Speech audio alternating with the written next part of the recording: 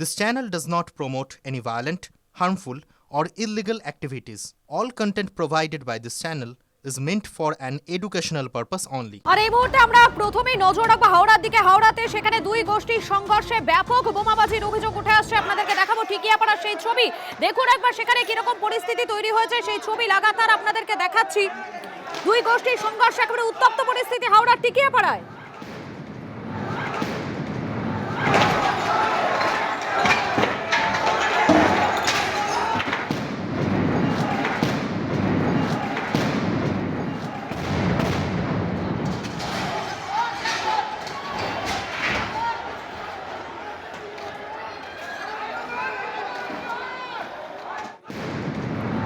সুব্রত রয়েছেন সরাসরি আমাদের সঙ্গে, আমি সুব্রতর কাছে চলে যাবো। সুব্রত, এই মুহূর্তে কি পরিস্থিতি এবং তোমার কাছে প্রথমেই যেটা জানতে চাইবো যে কি কারণে এই বোমাবাজির ঘটনা, হঠাৎ করে কেন এত উত্তপ্ত হয়ে উঠলো পরিস্থিতি?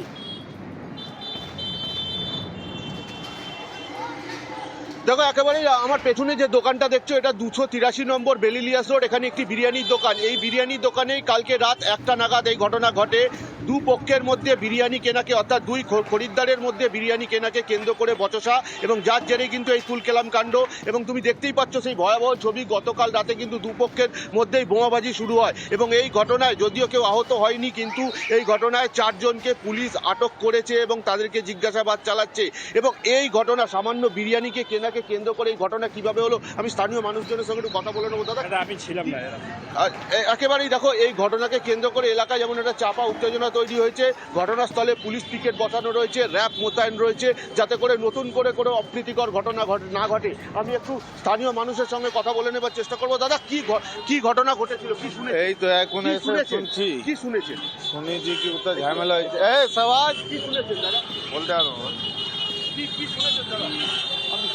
দেখো, এখনো পর্যন্ত মানুষের মধ্যে একটা আতঙ্ক রয়েছে। মানুষ কেউ কিছু বলতে চাইছেন না। তবে বিরিয়ানি কেনাকে কেন্দ্র করে এই দুপক্ষের মধ্যে বচসা এবং তারপরে এই বোমাবাজির মতো ঘটনা। হাওড়ায় কিন্তু এরকম ঘটনা এই টিকিয়াপাড়া বা বেলিলিয়া রোড এলাকায় প্রথম নয়, এর আগেও একাধিক ঘটনা ঘটেছে। এবং বিরিয়ানি কেনাকে কেন্দ্র করে এরকম ঘটনা ঘটেছে, যা মানুষকে চিন্তিত করে রেখেছে। এই মুহূর্তে এলাকায় পুলিশ পিকেট নামানো রয়েছে। প্রচুর পুলিশ ছিল একটু আগে পর্যন্ত, এখনো পর্যন্ত পুলিশ রয়েছে। তবে ঘটনা যাতে নতুন করে কোনো অন্য মাত্রা না নেয়, তাই জন্য কিন্তু পুলিশ মোতায়েন রয়েছে এবং সাধারণ মানুষের মধ্যেও কিন্তু একটা আতঙ্ক রয়েছে। আমি তোমাকে আরেকবার দেখাবো। দেখো, এখানে দোকানের কাঁচগুলো ভাঙা হয়েছে, বিরিয়ানির প্যাকেট যত্রতত্র ভেতর দিকে পড়ে রয়েছে। বাবু থোড়া হাঁটো। যত্রতত্র বিরিয়ানির প্যাকেট পড়ে রয়েছে, কাঁচ ভাঙা রয়েছে। দোকানটাকে তড়িঘড়ি বন্ধ করা হয়েছে এবং এরপরেই কিন্তু বোমাবাজি হয়েছে। দুপক্ষের পক্ষ থেকে ব্যাপক পরিমাণে ইট বৃষ্টি হয়েছে এবং এই ঘটনা এখনো পর্যন্ত 4 জনকে পুলিশ আটক করে জিজ্ঞাসাবাদ চালাচ্ছে। একেবারে আমরা সেই ছবিটা দেখাচ্ছি এই মুহূর্তে। আপনারা দেখতেই পাচ্ছেন কি পরিস্থিতি সেখানে তৈরি হয়েছে। আমাদের প্রতিনিধি সরাসরি সেখান থেকে দেখাচ্ছে। আমি আরো একবার চলে যাব আমাদের প্রতিনিধির কাছে। দেখো যাবো, তবে আরো একবার দেখাই আপনাদেরকে সেই মুহূর্তের ছবিটা। দেখুন কিভাবে পরিস্থিতি উত্তপ্ত হয়ে উঠেছিল, সেই ছবিটা একবার দেখুন। একটা বিরিয়ানি কেনাকে কেন্দ্র করে এখনো পর্যন্ত যা জানা যাচ্ছে উত্তপ্ত হয়ে উঠেছিল পরিস্থিতি। এবং সব থেকে বড় বিষয়, দুই গোষ্ঠীর সংঘর্ষে বোমাবাজির মতো ঘটনা ঘটেছে। দেখুন একবার সেই ছবি।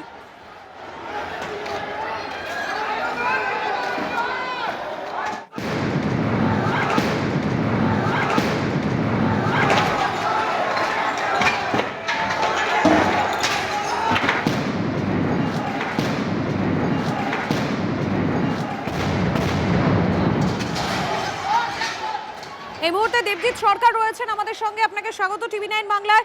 হাওড়ার টিকিয়াপাড়ায় সেখানে দুই গোষ্ঠীর মধ্যে সংঘর্ষে ব্যাপক বোমাবাজির অভিযোগ উঠে আসছে। এখনো পর্যন্ত যেমনটা জানা যাচ্ছে, বিরিয়ানি কেনাকে কেন্দ্র করেই প্রথমে এই উত্তপ্ত হয়ে ওঠে পরিস্থিতি।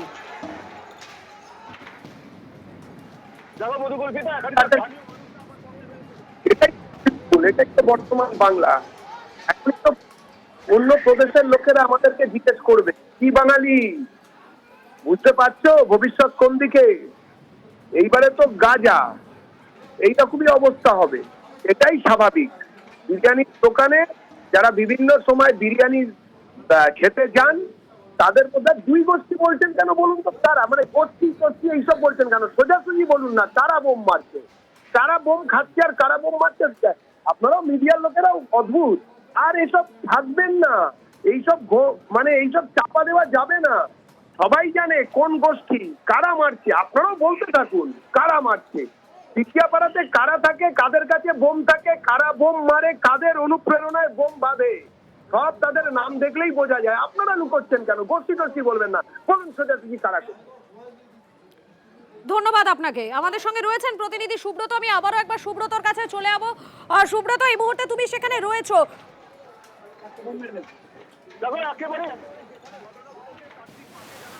দেখো একেবারে যেখানে ঘটনা ঘটেছে তার ঠিক পাশে যারা বাসিন্দারা থাকে তাদের সঙ্গে আমি একটু কথা বলে নেবো। দাদা, গতকাল রাতে ঠিক কি হয়েছিল?